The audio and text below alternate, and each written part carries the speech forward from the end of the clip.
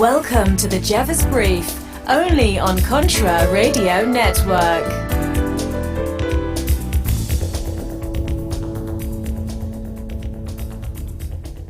Hello again, Intelligentsia. John Jeffers here on the Jeffers Brief, welcoming you to another episode. Well, I woke up this morning, I said, you know what, I'm going to go knock off this episode. I'm not going to grab my coffee. Had that. Got somewhat vertical and said, okay, let's go upstairs to the studio. Let's make our episode. In case you haven't noticed, we have published recently over 1,000 episodes here on the Contra Radio Network. Thank you all for watching, downloading, sharing with your friends. I appreciate it. Now, let's get down to it. Preppers, pay attention. Pay attention. You know, before that reminds me. I'm thinking about or trying to locate something for the future for Contra Radio Network. The future, in my opinion, is aggregation. You're saying, John, what the hell is that? I'm going to tell you. We've been doing it here since I started Contra Radio Network. Aggregation is very simply what we've been doing. We find some stories, some ideas from different parts of the internet, and then we decide which ones do we think are important that we want to put out there. So that's what it is. You're just taking a bunch of different stories and centralizing them. Aggregation is not only the future, but I think podcasting, where it's just audio, is probably, well, yesterday. We saw the turn of events when it comes to, the vlogs, the video logs. And I think the future is going to be something more along the lines of what I'm looking for. Podbean doesn't provide it.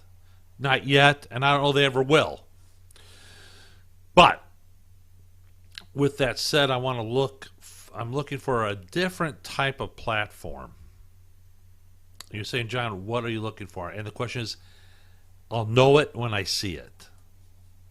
So, that's kind of the direction we're headed. Our global reach is getting to get more and more. I want to thank all of you from around the world on this planet for tuning in. Smart people, intelligentsia, super intelligentsia, welcome. I'm glad you're here. Now let's get to it here. All right, preppers. Let's talk about something that we don't think of for prepping. Of course, I'm speaking of laundry. Erica wrote this, and she did a great job on it. Oh, come on. Where are you? There you go. She wrote this on a living life in rural Iowa. And I liked it, and I wanted to share it because you know what? Yeah, the grid goes down. You're still going to need some clean clothes. Okay, I mean, dropping them off at the cleaners isn't going to happen, my friends. So let's talk a little bit about what we're doing here.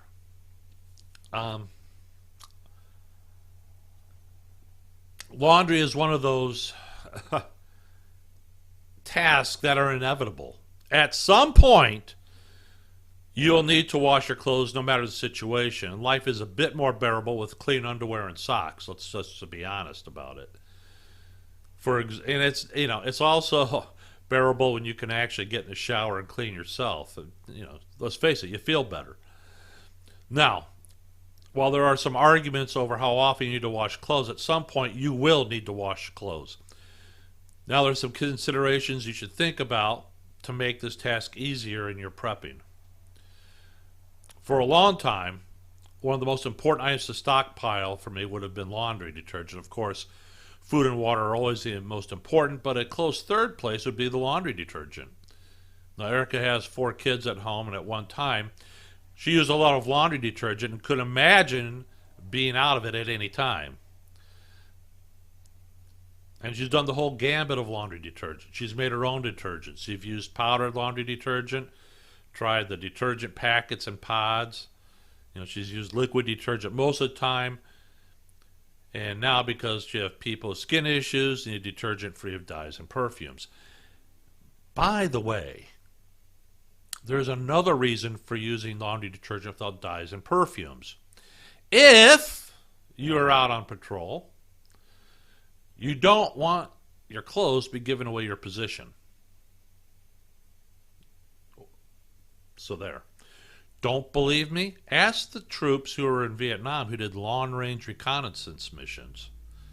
They used to eat Vietnamese food so that way their body odors would smell just like the indigenous people in Vietnam. Something to think about. Now, what do you consider when stockpiling or storing laundry detergent? Well, that depends. You do have to factor in a few things to consider. If you have to use this in a power outage situation, what will be the easiest to use? Taking that one step further, if you do not have access to hot water or the ability to make hot water, what will you be using? Hands down, liquid laundry detergent is the easiest to store and use in most situations. Dissolves easily in all temperatures of water and usually doesn't leave a residue on your clothes. What kind of liquid laundry detergent to store depends on your preferences. She says, I usually store the 100 load bottles because they are easy to pick up and pour while still having the caps with the measuring lines. Like I said before, I store the laundry soap that comes with no dyes or perfumes. We have people with skin issues, and I don't particularly like scented laundry soap. Plus, I think those scents can break down over time and not smell as good as when they were new. Now, laundry packets and pods are pretty popular right now for their ease of use. We have experimented with them, and I can see the appeal of why people use them. I think these packets and pods could store a year or two with no problems. However, we have opened some that were 3 or 4 years old, and there is a noticeable difference in the quality of plastic surrounding the pods especially. Now, depending on the conditions that those packets and pods are stored, they could break down even quicker or last longer. I don't find that these packets or pods practical in a grid down situation. There'd be too much soap for a 5-gallon bucket of water due to their concentrated state, and the plastic will not break down in the water. In fact, I have trouble with them breaking down in my front load washer when I use the cold water. Now, laundry detergent is easy to store also, but the powder will get hard. The powder getting hard is not a big deal, as you can usually break it apart with your hands or use a hand grater to make it a powder once again. Now, one of the other concerns about powder is that it will not break down as easily in cold water. However, newer versions of laundry powder have become more cold water friendly. Powder is usually they're the easiest on the pocketbook to purchase and store, but finding it in stores is not always easy. Now, there are other alternatives for laundry soap to store that are worth consideration. Now, soap nuts can last up, to years unused, if not longer. More difficult to use, in that they seem to work best in hot water. However, they can be used 3 to 7 times without losing their power. Another option is liquid Castile soap, which will be gentle on your clothes and your skin. And Castile soap might not work as fine as laundry detergent, but the clothes would be clean.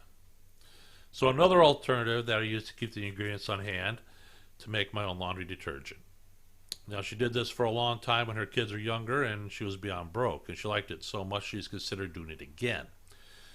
She says, I keep super washing soda, borax, and bars of Yardley and Castile soap in my stockpile. I like the liquid version better and would make a 5-gallon bucket at a time. However, if you can, mix those ingredients together and use them as a powder, depending on the situation. In a pinch, you could use superwashing soda on its own to clean your clothes.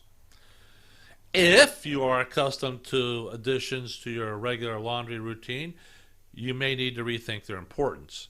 Now, she says she regularly uses OxyClean to get stains out, whiten clothes, and to help get the smell out of sweaty clothes.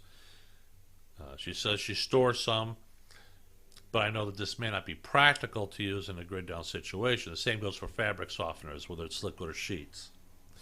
So more practical items to store in terms of laundry would be the white vinegar and bleach. Both of these products easily blend in water and are easy to use. Bleach will whiten your clothes and sanitize anything that needs it. Vinegar will help soften your clothes and remove embedded odors. Next question. How are you going to wash your clothes?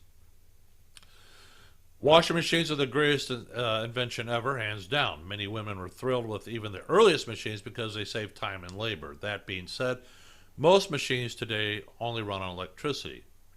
To keep that happening in a grid down situation, you need a generator to run your washer and one to run your well pump if you live in a rural area. Otherwise, you need a solar system to keep them running. For those of us who do not have that set up yet, we need to look at non-electrical methods to washing clothes. And one of the methods I plan to use is a washing plunger and the 3-bucket system. The 3-bucket system is quite easy. 1 bucket to wash, 2 buckets for heavy and light rinse water. This system is easy to use but can be very labor intensive. You will not be able to wash anything heavy like comforters and winter coats. Towels would even be a struggle. You will also need to spend a lot of time wringing the clothes unless you can get a hold of a wringer that helps you get the excess water out. Now, another method to use is the portable non-electric washing machine. Most of these rely on some kind of human strength, whether that is hand-powered or foot-powered. Now, the key to all this washing, though, is that you will need to have water. Either you will need to have a way to get water without electricity, have a rain catchment system, or have a lot of water stored at home. If you consider that a standard front load machine takes 12 to 20 gallons of water a load, and a top load machine can take 24 to 50 gallons a load, you will need a lot of water. You will probably need 15 to 50 gallons of water to do your washing in a grid down situation, depending on the method and the amount of laundry you'll be washing at one time. Now, water is essential to survival in more ways than one. You need it to live, but you also need it to keep clean and sanitized. Having clean clothes, especially underclothes and socks, helps keep you healthy. You also need more water than you think. You should always be storing as much water as possible. As a prepper, I shouldn't need to tell you that. You should know that. Anyways. So, next question. How are you going to dry your clothes? Now, while drying your clothes may not seem like a thing to consider, it is always good to have a plan in place. Drying clothes is not a high-tech affair. If you can run a clothes dryer with a solar system or a generator, that is great, but it seems like a waste of resources, and I agree with that. So, when the clothes dryer was broken down, and I lived without one for 2 years in Iowa, I used various methods. I have a 50-foot 4-line clothesline outside that holds 3 to 4 loads of laundry. I can use that 6 to 7 months of the year. You can also use an umbrella clothesline or a retractable line, which is what I use, to dry clothes outside. You also need a lot of clothespins. I have about 300 wooden and plastic clothespins to have enough. I like to use it outside. I like using the clothesline outside, especially for the heavier items, blankets, towels, that kind of thing. Saves me money instead of running the electric dryer and the gas, the natural gas you need to heat up and all that stuff. So, in the winter, she says she uses a large wooden hanging rack that holds approximately 1 load of laundry. I also had a couple clotheslines strung in the basement to hang clothes. I would use hangers to hang shirts to dry to save room on the lines.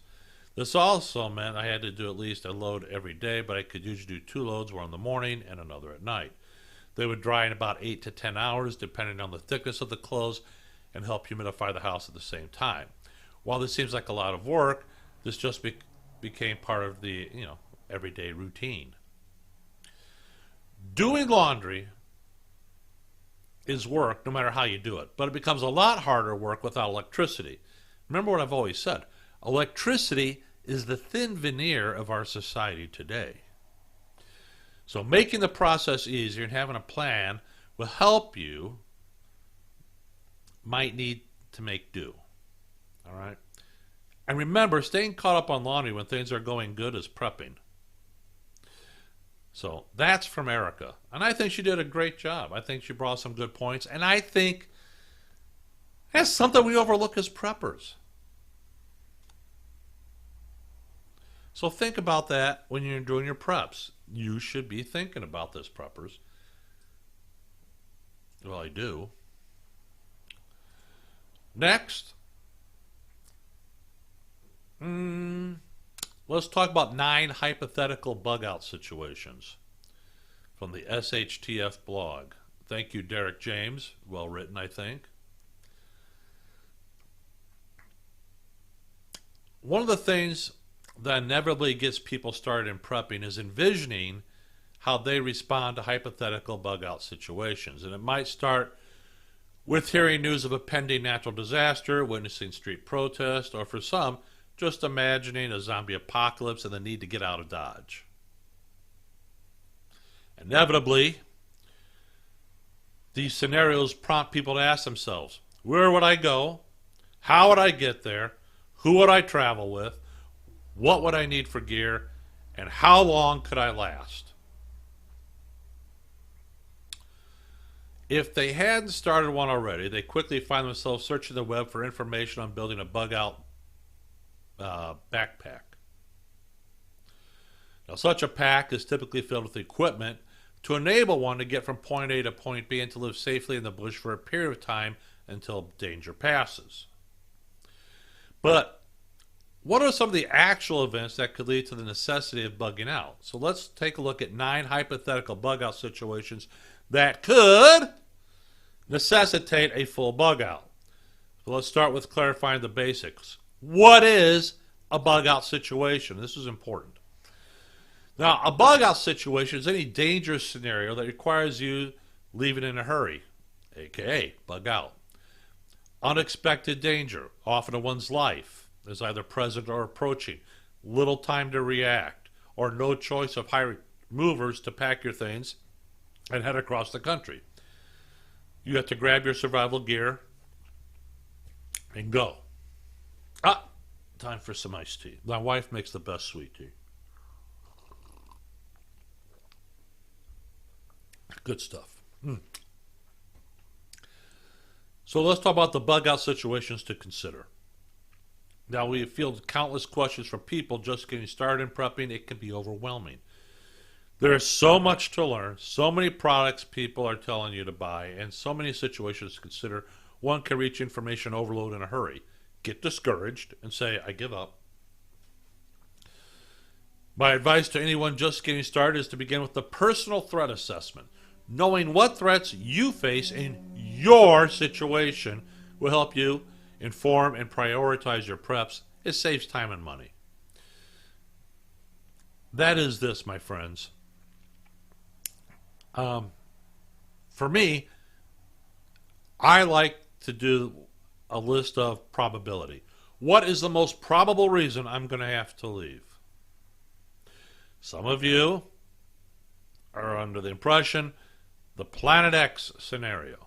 If that's the case, don't even bother. We're done for anyways. I don't care how many preps you have. I don't care what bunker you have. Doesn't matter. And that's a remote chance. Zombie apocalypse, again, for me personally, that's a remote chance. However, nuclear war,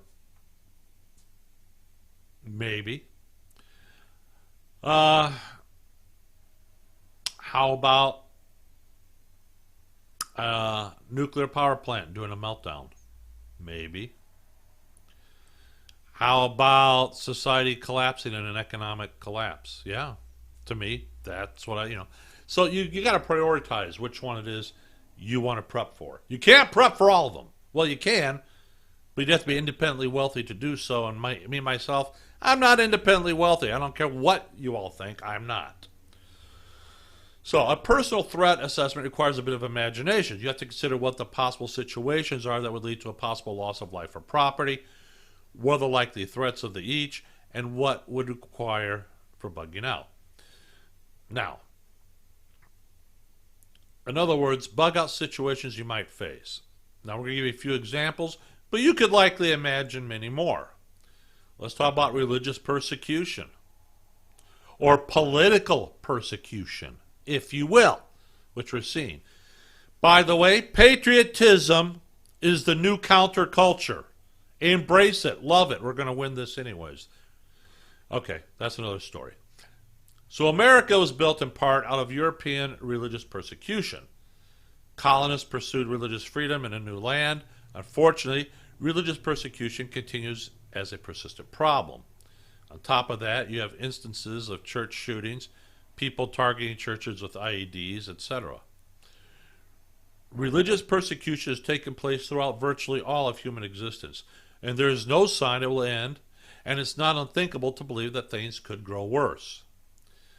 If tensions heated up, if tempers flared, if violence against your church, whatever church it may be, became a target, would you have the ability to disappear into the woods, desert, or mountains? It's a bug-out situation you may want to consider. Number 2, how about an EMP or a geomagnetic storm? A number of nations now have the ability to attack with a grid-destroying EMP. China reportedly even has a first strike capability to melt the U.S. power grid. A geomagnetic storm would have the same effect. Hey, look, it's happened before. Carrington event. The threat of the EMP is very real, and it's likely going to be a weapon in future warfare. If you live within an urban environment and an EMP hits, you need to bug out is virtually guaranteed. Not having any power in a city means no ability to get water, utilize elevators, have proper sewage disposal, etc. It will only take a few days when the threat of dying from the thirst manifests or social chaos ensues before you need to take drastic action and get the heck out of Dodge. An urban environment would grow very violent post-EMP, as well as desperate people turn into desperate actions to get the supplies they need to keep them and their families alive because they failed to prep. They failed to listen to the Contra Radio Network. In the event of such an attack, the sooner you can put as much distance as possible between the city and yourself, the better. Hopefully you would bug out immediately after learning the attack. Your car likely won't work post-pulse, so trekking out on foot would likely be your only viable option, or a bicycle. A bug-out bag would be your only safe source of supplies in such an event. Strap it on your back and go. Shoe Leather Express, let's go. How about doxing and personal threats? That's number 3 on our list. Doxing, in case you didn't know, is slang for dropping documents. It's done in a malicious manner when someone does some cyber sleuthing to publicly expose personal details about someone's life. What's more, in most cases, it's completely legal. Now, it may be legal, but it doesn't mean you can't get them into civil court. Criminal court, it's legal. Civil court, if you can prove you were harmed, you may have a case. Now, doxing probably isn't what comes to most people's minds when imagining hypothetical bug-out situations, but it's one worth considering in today's day and age. The issue has only grown in intensity over the past few years. The scary thing about it is that it can happen to virtually anyone. Typically, however, the targets seem to be people who have a different political opinions than another. The person is then doxed as a means of exacting revenge or hoping others take some type of threatening action against the individual. Should you become doxed, you will likely not feel safe in your own home. You could find yourself contending with a large force of angry people headed your way. If this happened, calling the police is one option, bugging out is another. In fact, probably best to do both. Now, this could certainly mean bugging out to some wilderness location, but that's probable. You may want to bug out by paying with cash at an undisclosed motel somewhere in the middle of nowhere as well. Either way, having a bug-out bag ready with everything you need in it will enable you to make a quick and clean breakaway with little fear of not being able to survive out there without all the belongings in your home and without leaving a phone or credit card trail behind you that could potentially give away your position. Number 4, economic collapse, severe poverty. Let's say that for some reason hyperinflation hits. Perhaps the national debt finally caught up with D.C., Perhaps printing trillions of dollars finally got out of control. Perhaps China decides to dump U.S. treasuries. Perhaps all these things happen at once. And whatever the reason, the U.S. dollar is now not even worth the paper it's printed on. Well, and nobody can afford anything because of this, that few people can afford food, medicine, or other daily essentials. Anyone that knows a sliver of U.S. history knows this has happened before during the Great Depression. Combined with the effects of the Dust Bowl, the Great Depression led to migration within the U.S., creating American refugees in their own country. This migration is essentially a large-scale bug-out situation. Such a happening could force thousands of people to vacate their homes, either from eviction or in search of work somewhere else. It could leave the United States ripe for violence. Desperate people do desperate things, and roving bands of people breaking into homes would not be out of the question. We always think of these things that happen to other people, but remember that other people thought that too. Here's another thought for you. We're living in the United States. We live in fantasy land. We don't face the problems that most of the world faces every day. Think about that. How about 5? Nuclear fallout. Ta-da-da. Now, nuclear war has been a threat towards the U.S. ever since the Cold War. And though it's no longer a hot topic of discussion, the fact of the matter is it's still the threat. There are a number of countries and organizations out there that would love nothing more than to see America turned into a desolate wasteland. To make matters worse, national enemies are building their nuclear arsenals, or the ability to create such. Though you would not survive a direct nuclear blast, the threat for most people would be the subsequent nuclear fallout. So let's say that the mushroom popped up in a city 300 miles to the west of you, and the wind in your town comes in from the west. You know it's only a matter of time before the nuclear fallout reaches your location. In such event, you're likely going to want to bug out as far away as possible from that range of the fallout, especially if you don't have a safe shelter available at your current location, for example, business trip, vacation, etc. Number 6, natural disasters happen all over this country all the time. And not a year goes by where you don't hear about a major national or natural disaster impacting some area of the United States, let alone around the globe.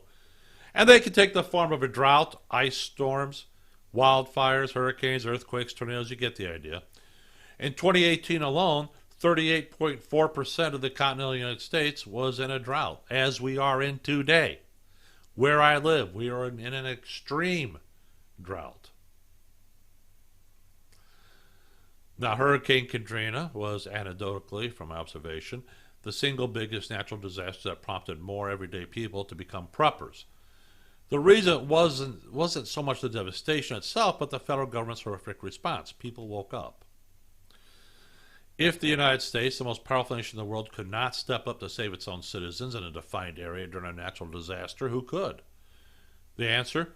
No one other than ourselves. For better or worse, sometimes saving yourself means bugging out.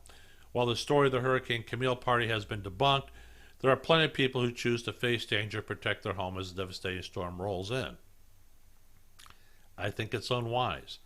Your life is more important. Pending natural disasters means bug out. How about plague? Well, as long as we all have COVID-19 fresh in our minds, a scamdemic of horrendous proportions, for many people that did not necessitate a bug out per se, but there are plenty of instances of people opting to live in more rural areas to ride out the pandemic. That is a bug out of sorts. This has happened before. During the Black Death, refugees fled plague-stricken areas in droves. This undoubtedly led to the spread of the disease, but who can blame anyone for fleeing an area riddled with a contagious death? If a more deadly version of the coronavirus came back and struck your area hard, would you bug out? How about a localized attack? That's number 8 on our list.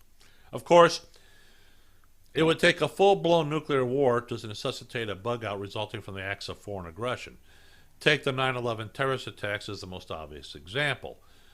That attack, executed by a handful of virtual nobodies, led to a national crisis unlike anything we'd seen before, into a large-scale wars in Afghanistan and Iraq. Whether an attack by hijacked planes, a so-called dirty bomb, or just prolonging mass shooting, a localized attack could require a rapid bug-out situation. There are times to play the hero, and there are times just to save yourself and the lives of your family. Sometimes dealing directly with a threat is what's required, and other times fleeing the scene is required. Soldiers know when to retreat. You should too. And number 9, the zombie apocalypse. All right, this is one I had for fun, but for good reason. Despite being fiction, a zombie apocalypse is, without question, the most widely considered hypothetical bug-out situations. And zombies have caught the fascination of the public ever since Night of the Living Dead. And there have been countless zombie films that have been produced since then, and more recently the Walking Dead series captured viewers' attention. Scenes from that series picture bug-out situation after bug-out situation. In fact, the characters are almost always bugging out. There is not much of a leap from being a fan of zombie films to becoming a prepper. And there are plenty of similarities. So, there you have it. Zombie films, shows, books, etc. can all bring about scenes that prompt questions of what would I do if those scenarios all involve a bug out of some type. And of course, zombies represent an easy way to bridge a more serious conversation about prepping. It's a way to move from fun to the serious. So the question is, are you ready? Undoubtedly, there are other bug-out situations in which you may be forced, to quickly flee. But the important thing, though, is that you have supplies in place all ready to be able to go and do so when your life depends upon it. Are there any other situations where bugging out could easily save your life? Are there particular items you like to include as specialty items within your bug-out bag? Think about it. Just interesting ideas. So, next topic. The economic collapse. Michael Snyder. Excellent article. I'm going to get some more iced tea.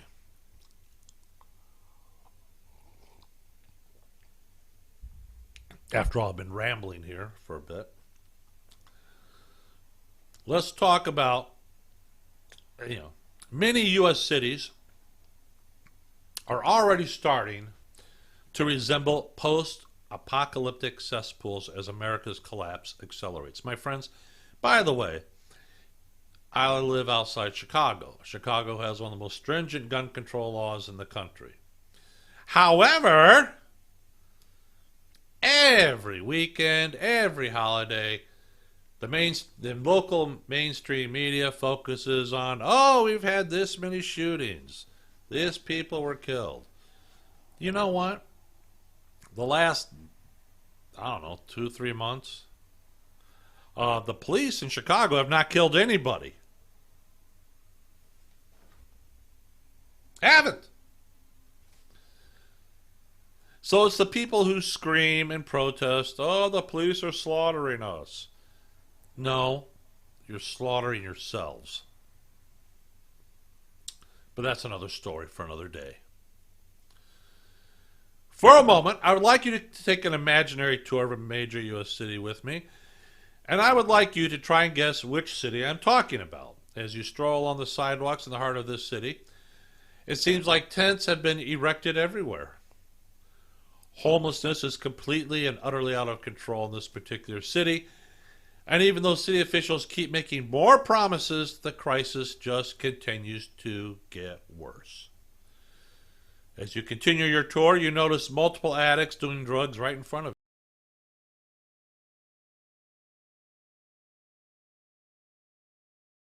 you. Why nobody from the city has cleaned up the mess? All this filth has created a stench that is overpowering at times, and you try not to gag. As you travel deeper into the urban core of this city, you are shocked to see 2 men with guns carjack a woman a couple blocks away. Not wanting to get involved, you abruptly change direction. You are startled when a couple of addicts that look like they have pulled been pulled straight out of a zombie movie, start asking you for money, and you begin instinctively walking faster without even thinking about it. Unfortunately, you have stumbled into an alley that you should have never gone down, and you now find yourself completely surrounded by curious street people. You try to make a break for it, but it's too late. So let's stop our imaginary tour right there. Can you guess which major U.S. city I am talking about? Sadly, the reality of the matter is that many of U.S. cities closely fit the description that I just gave you. For example, Los Angeles is one of the most beautiful cities on the entire planet, but today it is being described as a squalid cesspool. One of my very close friends just got back from a work trip. She had to go to just outside Los Angeles. True story, my friends. So they took the tour, all the touristy things. They went down there by Grauman's Chinese Theater there in Los Angeles. And she says they got people defecating right there on the side. She says there's garbage everywhere, tents everywhere. It's a disgusting mess. But anyways, the Democrat-controlled city of Los Angeles has devolved into a squalid cesspool of rampant crime, uncontrolled homelessness, and filthy streets littered with trash, drug paraphernalia, and human waste. That's the observation of numerous Californians, including award-winning actor James Woods, who lamented on Monday that the picturesque city he once loved is gone. If you walk through the streets of Los Angeles today, you will find that homeless people have erected tents literally all over the city. Jeremiah Babe has demonstrated this over and over again in his excellent videos and the footage that he captures during his visits to the core of Los Angeles. Just seems to be getting worse over time. As conditions in Los Angeles deteriorate, it is fueling a dramatic rise in violent crime. The murder rate in Los Angeles is up 95% so far this year and is now the number one political issue in the entire city. Further north, San Francisco officials are dealing with the worst drug epidemic ever.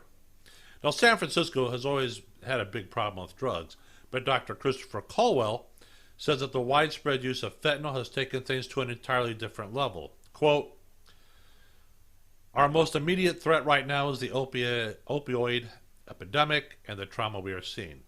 We are seeing increases I haven't seen in my career around dependency and overdoses, mostly involving fentanyl. We always had problems with opioids, specifically heroin, but fentanyl has changed the whole landscape of drugs." End quote. When we think of addicts, we tend to envision street people in our minds, but in San Francisco, a lot of people are overdosing are respected professionals. A physician, 2 nurses, a professional athlete, a drug dealer, and a lawyer who had nodded off in court. Teenagers, specifically a 14 and 15-year-old and a 7-year-old who got into a stash in her mother's purse. These are some of the types of people Dr. Christopher Colwell, the chief of emergency medicine at Zuckerberg San Francisco General Hospital, has recently seen in the emergency room for medical issues related to fentanyl use and overdoses. By the way, my friends, fentanyl can be absorbed through your skin. That's how dangerous it is. Whenever you have a large numbers of drug addicts in a particular city, you are going to have problems with property crime. Addicts are always looking for more money to pay for their next hits, and shoplifting has gone wildly out of control in the city. So what makes things even worse is that shoplifters in San Francisco face very light consequences if they actually get caught. So at this point, they have become extremely brazen. As we have seen, alarming video has captured the moment of brazen robbers filled a garbage bag with products at a San Francisco Walgreens and bicycled out of the store after no one tried to stop him. Now, the footage posted on Twitter by ABC 7 reporter Leanne Melendez was filmed on Monday afternoon in a Walgreens at the corner of Go and Fell Streets in the Bay Area, where 17 of the pharmacy stores have been forced to close in recent years due to theft. I don't blame them. I'm closing too. And when you watch the video, the thief actually brushes right up against the security guard without any concern whatsoever. On the other side of the country, police in Atlanta area are now operating under new rules that restrict them from chasing criminals. Oh, by the way, Chicago, even here in my own county, at my old department, no foot chasing. Now here in my county, the sheriff's office, my beloved sheriff's office, which I once worked for 26 years, you can foot chase if you have another deputy with you. So what's the point of having body cams? Anyways, back to it. This is infuriating many residents now because violent criminals can literally get away with just about anything if they just drive away fast enough or run away fast enough. This is the moment cops appear to do nothing amid a drive-by shooting in Atlanta as residents of the wealthy Buckhead area say it's a war zone and demand to secede. The video, which is played on Tucker Carlson tonight, shows people lining up near a dark-colored van that is parked on the side of the road when a white car passes by and shots ring out, with one going straight through the dark van, striking one of the passers-by and sending people scrambling. A few seconds later, blue lights could be seen reflecting off the windshield of the black van, symbolizing police cars passing by and not stopping at the scene in the wealthy Buckhead neighborhood. By the way, the murder rate in Atlanta is up 60% so far this year, and officials in Atlanta said they are desperate for solutions. I know. Oh, wait, I got an idea. Let's defund the police. You know what? You demanded it. They demanded it. They voted for people who sit there and support that. Fuck them. Let them live their dream. This is what happens. You can't sit there and say we wanted to fund the police and then bitch about because the crime rate went up. Fuck them. Don't even want to hear about it. By the way, sad story, the same department that I worked for, I got the call 4 days ago. The sheriff's office is short 28 to 30 deputies. They can't keep anybody. Nobody wants to do the job anymore. How sad. As a matter of fact, they go out shorthanded every shift, despite the fact they're going to pay them time and a half for 8.5 hours to do that. They'll even take a partial. You can work 4 hours at time and a half. Nobody's taking it. Anyways, so here's another solution. Perhaps they should actually allow the police to chase down criminals that are shooting at people. I mean, it's just a thought. I mean, who would... As crazy as it sounds. Well, up north, New York City hasn't seen much degradation since the dirty days of the 1970s. Crime is wildly out of control and filth is seemingly everywhere. Earlier today, I came across a report from a local Fox affiliate that discussed the fact that the number of subway cars that are soiled by feces, vomit, and blood is increasing. Isn't that an appetizing public transportation? Hell, if you got to wear a mask, there's a reason to wear a mask on public transportation. As people return to the subway system in New York City, they are finding more trash and filth, according to a new report. There has been a rise in soiled train cars this year, according to the Daily News, including cases of feces, vomit, and blood. Do you ever wonder who gets to clean up those messes? I hope that whoever has to do that job is well paid. As our major cities degenerate into cesspools of crimes, drugs, and filth, vast numbers of ordinary citizens are fleeing for greener pastures. In fact, North American Van Lines has just released a report that confirms that there was a huge wave of migration from blue states to red states in 2020. Yes, that's right. You heard me, and I've been bitching and complaining about this very fact. These people who sat there and voted for the Democrats and their liberal policies have decided we don't want to live here anymore. They created it with their poor voting habits. And now they want to run to the red states to turn the red states into what they just fled from? Are you out of your mind? Get the hell out of here. Go back to that shithole you created and fix it. Oh no, can't do that. The pandemic saw people leave Democratic blue states in droves and head towards sunnier climes in the red states of the South to escape strict lockdowns and spiraling crime. A migration report from the moving company North America Moving Services found those living in the states of New York, California, Illinois, New Jersey, and Maryland headed for Arizona, Tennessee, South Carolina, North Carolina, and Idaho. Unfortunately, this is just the beginning. As our cities continue to deteriorate, millions more people will be seeking to relocate. Of course, this ongoing mass exodus has already pushed home prices in many desirable rural and suburban areas to absolutely absurd levels.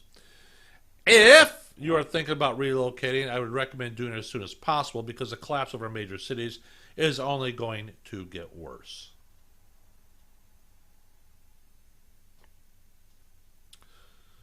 True?